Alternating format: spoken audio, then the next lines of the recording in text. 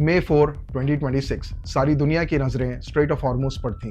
President Trump ने project freedom का ऐलान किया। इस मिशन के तहत यूएस डिस्ट्रॉयर्स को कमर्शियल टैंकर्स को एस्कॉर्ट करते हुए स्ट्रेट ऑफ हॉर्मुज के पानी के रास्ते से विदाउट डिडक्शन निकल जाना था। इसके चलते यूएस डिस्ट्रॉयर्स ने अपने रडार्स को ऑफ कर दिया, जिसको ऑटोमेटिक आइडेंटिफिकेशन सिस्टम भी कहते हैं, ताकि वो घोस्ट की तरह उस रास्ते से निकल जाएं। लेकिन सवाल यह है कि ईरान को इसकी खबर कैसे हुई।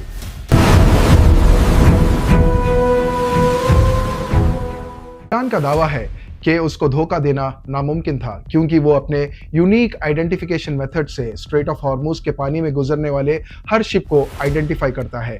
ये आइडेंटिफिकेशन मेथड्स है क्या? ईरान की मस्कीटो फ्लीट। इसको मस्कीटो फ्लीट इसीलिए कहते हैं क्योंकि इसमें छोटे हाई स्पीड बोट्स होते हैं जो ईरान के स्ट्रेट ऑफ हॉर्मुज के पानी में हमेशा तैनात होते हैं। इन्होंने ही अपनी आंखों से उस यूएस डिस्ट्रॉयर को देखा और पहचान लिया कि वो कोई कमर्शियल टैंकर नहीं बल्कि एक यूएस डिस्ट्रॉयर है। इसके साथ साथ खशम आइलैंड पर ईरान ने इलेक्ट्रो ऑप्टिकल सेंसर्स इंस्टॉल किए हुए हैं। ये इलेक्ट्रो ऑप्टिकल सेंसर्स वहां से गुजरने वाले शिप्स के हीट सिग्नेचर को रीड करते हैं। जैसे ही यूएस डिस्ट्रॉयर वहां से गुजरा, उसकी इंजन की हीट ने इलेक्ट्रो ऑप्टिकल सेंसर्स को बता दिया कि ये कोई कमर्शियल शिप नहीं बल्कि यूएस डिस्ट्रॉयर है। जैसे ही ईरान ने इन यूएसएस डिस्ट्रॉयर्स को डिटेक्ट कर लिया, महज कुछ मिनटों में हॉर्मुज का पानी आग में बदल गया। ईरान ने इमीडिएटली अपनी तरफ से 15 से ज्यादा मिसाइल्स और suicide drones in US destroyers की तरफ दाग दिए।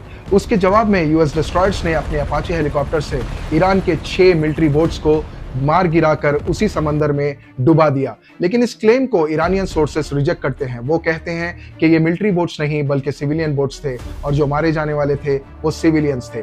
वैसे इस लड़ाई की आग में फुजैरा पोर्ट को भी अपनी चपेट में ले लिया। यूएई का दावा है कि ईरान ने अपने ड्रोन हमले से यूएई के फुजैरा पोर्ट पर ऐसा हमला किया कि एक दहशतनाक आग वहां पर लग गई, जिसके चलते 3 इंडियन शहरी जख्मी हो गए। लेकिन जिसको ईरान फिर से डिनाई करता है। वो कहता है ये किसी इंटरनल एक्सीडेंट की वजह से शायद हुआ है या तो फिर किसी और ने किया है और उसका इल्जाम ईरान पर डाल दिया है। मई 6 की सुबह प्रेसिडेंट ट्रंप ने अचानक से एक ऐलान किया जिसने सारी दुनिया को हैरान कर दिया। उसने कहा कि प्रोजेक्ट फ्रीडम को कुछ वक्त के लिए रोका जा रहा है ताकि ईरान के साथ पीस टॉक्स चल सके। लेकिन क्या वाकई में ये एक पीस टॉक्स की कोशिश थी या तो फिर पर्दे के पीछे कुछ और कहानी थी? ड्रॉप साइट न्यूज की सनसनीखेज खबर ने इस दावे की धज्जियां उड़ा दी। असल में वजह पीस टॉक्स नहीं बल्कि अपने ही पुराने दोस्तों की बगावत थी। सऊदी और कुवैत ने यूएस को साफ तरीके से इनकार कर दिया प्रोजेक्ट फ्रीडम के लिए उसकी ज़मीन और उसका एयर स्पेस इस्तेमाल करने से। ऐसा क्यों है? क्योंकि डोनाल्ड ट्रंप ने अपने एलाइज से प्रोजेक्ट फ्रीडम को एग्जीक्यूट करने से पहले सलाह मशवरा करना ज़रूरी नहीं समझा। और क़तर को भी इसकी बात तब मालूम हुई जब ये प्रोजेक्ट फ्रीडम शुरू हो चुका था, और ओमान को तब पता चली जब डोनाल्ड ट्रंप ने इसको रोकने का फैसला कर लिया था। कहानी यहाँ पे ख़त्म नहीं होती है। मई 7 को फिर एक बार यूएसएस डिस्ट्रॉयर्स जो कि यूएसएस मेसन है, यूएसएस ट्रक्सटन है और यूएसएस राफेल पेराल्टा फिर से स्ट्रेट ऑफ हॉर्मुज से गुजरने की कोशिश करते हैं।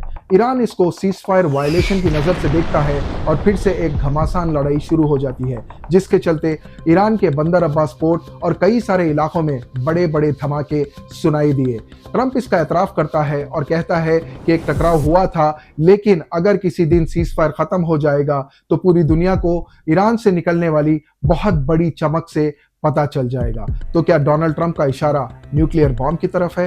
क्या डोनाल्ड ट्रंप सच में सीज़फायर चाहता है? You're not going to have to know. You're just going to have to look at one big glow coming out of Iran, and they better sign their agreement fast. आइए चलते हैं दोस्तों अब उस सवाल पर जिस सवाल ने पूरी दुनिया को परेशान कर रखा है। क्या यह सीज़फायर वाकई में अमन और शांति की कोशिश है या तो फिर इस जंग के बहाने निशाने कहीं और ही लगाए जा रहे हैं? अगर आप इस चार्ट को ऑब्जर्व करें तो सच्चाई डर पैदा करने वाली है।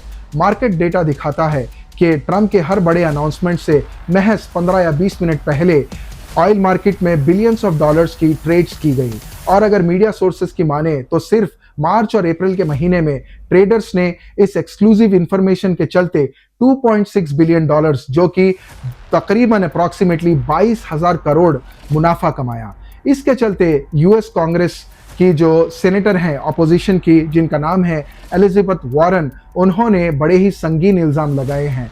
उनका कहना है कि जब अमेरिकन सिपाही अपनी जान दे रहे हैं इस जंग में और हम जैसे नॉर्मल सिटीजन्स इस जंग की कीमत चुका रहे हैं, तो कुछ लोग इस एक्सक्लूसिव इंफॉर्मेशन के चलते तिजारत कर कर अपनी जेबें भर रहे हैं। आइए चले देखते हैं उनका क्या कहना है। Someone is profiting off Trump's war. Insiders who know what's going on and who place bets on that inside information. On March 23rd, just 14 minutes before Trump unexpectedly posted about, quote, very good conversations on ending the war, traders suddenly bet $500 million on the price of oil, which, once Trump made his announcement, immediately dropped. It happened again on April 7th, and then again on April 21st, a surge in oil bets, then a Trump post, and then a huge shift. ये सब तब हो रहा है जब Donald Trump की दिमागी हालत और उनके रवैये पर भी सवाल उठाए जा रहे हैं। हाल ही में डोनाल्ड ट्रंप ने अपने ट्रूथ सोशल अकाउंट पर अपनी ही एक AI जनरेटेड तस्वीर शेयर की थी जो हूबहू जीसस क्राइस्ट से मिलती है, और इसको लेकर अमेरिका में एक बहुत बड़ा हंगामा खड़ा हो गया।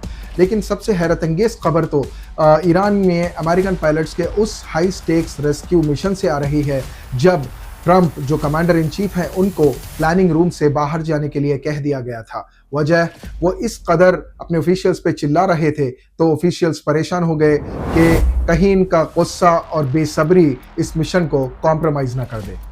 ट्रंप ने कहा है कि ईरान को वाइट झंडा दिखाकर सरेंडर कर देना चाहिए, लेकिन सच तो यह है दोस्तों कि ईरान काफ़ी अरसे से अपने हाथ में वाइट झंडा पकड़े सुलह का बेसब्री से इंतज़ार कर रहा है। अगर हम फरवरी 26, 2026 के पीस टॉक्स को देखें जो ओमान, ईरान और US के बीच करवा रहा था, तो ऐसा माना जाता है मीडिया रिपोर्ट्स के थ्रू कि इस टॉक्स की डील ओबामा के ज़माने के ईरान डील से भी बेहतरीन डील थी, जिसमें ईरान को ज़्यादा कॉम्प्रोमाइज़ करना पड़ा। लेकिन जब सारी दुनिया इस पीस टॉक से कुछ पॉजिटिव एक्सपेक्ट कर रही थी, फरवरी 28, 2026 को ईरान पर जंग का ऐलान हो जाता है।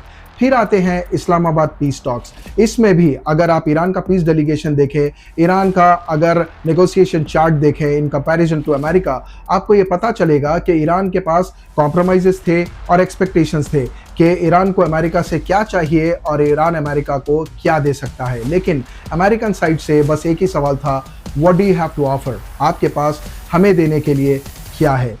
इन सारे खतरों को देखते हुए दुनिया का नक्शा बदल रहा है। चाइना, रशिया और ईरान मिलकर एक नए गल्फ सिक्योरिटी आर्किटेक्चर पे काम कर रहे हैं according to the media reports. और मीडिया रिपोर्ट्स ये भी कहती हैं कि as part of this new Gulf security architecture Saudi और कतर को एक डील ऑफर की गई है जो उनके लिए मिलिट्रीली और फाइनेंशियली बहुत ही वायबल है, फ़ायदेमंद है। और अगर सऊदी और कतर ये डील एक्सेप्ट करते हैं और US से अपने आप को डिस्टेंस करते हैं, तो क्या वो गलत कर रहे हैं? इतने सालों तक सारे गल्फ स्टेट्स ने अमेरिका को बिलियंस ऑफ डॉलर्स दिए उनकी सिक्योरिटी के लिए, लेकिन जब ईरान वॉर शुरू हुई तो अमेरिका उनको बचाने में नाकाम रहा। अब बात करते हैं आगे की, ईरान की जंग का फ्यूचर क्या है? अगर अमेरिका के ex-CIA एनालिस्ट लॉरी जॉनसन और अमेरिका के far right radio host Alex Jones की माने तो अमेरिका और इजराइल ऑलरेडी ईरान पे एक और जंग प्लान कर रहा है, लेकिन ये जंग तब तक पॉसिबल नहीं है जब तक कि ट्रंप अपनी चाइना विजिट से वापस नहीं आ जाते। और जैसे ही आएंगे शायद एक फॉल्स फ्लैग ऑपरेशन प्लान किया जाएगा जिसमें ईरान को ब्लेम कर दिया जाएगा। ये फॉल्स फ्लैग ऑपरेशन होता क्या है दोस्तों? कोई कंट्री, ग्रुप या ऑर्गेनाइजेशन पूरी दुनिया में कुछ ऐसा अटैक या हरकत करवाती है और उसका इल्ज़ाम दूसरों पर डाल देते हैं जिससे तहलका मच जाता है, और इसका फ़ायदा उनको होता है जिन्होंने ये करवाया है, पॉलिटिकली, मिलिट्रीली और फाइनेंशियली। तो इसके तहत ट्रंप इस फॉल्स फ्लैग के तहत वापस अपने US कांग्रेस के पास जा सकते हैं, उनको इन्फॉर्म कर सकते हैं और एक नया 60 day war campaign according to war powers resolution act start कर सकते हैं, क्योंकि उनका पुराना 60 डे वॉर कैंपेन का क्लॉक नियर कंप्लीशन है। दोस्तों, अगर आपको मेरा ये वीडियो पसंद आया तो इसे लाइक करें, मेरे चैनल को सब्सक्राइब करें। मिलते हैं एक और वीडियो में। Thank you.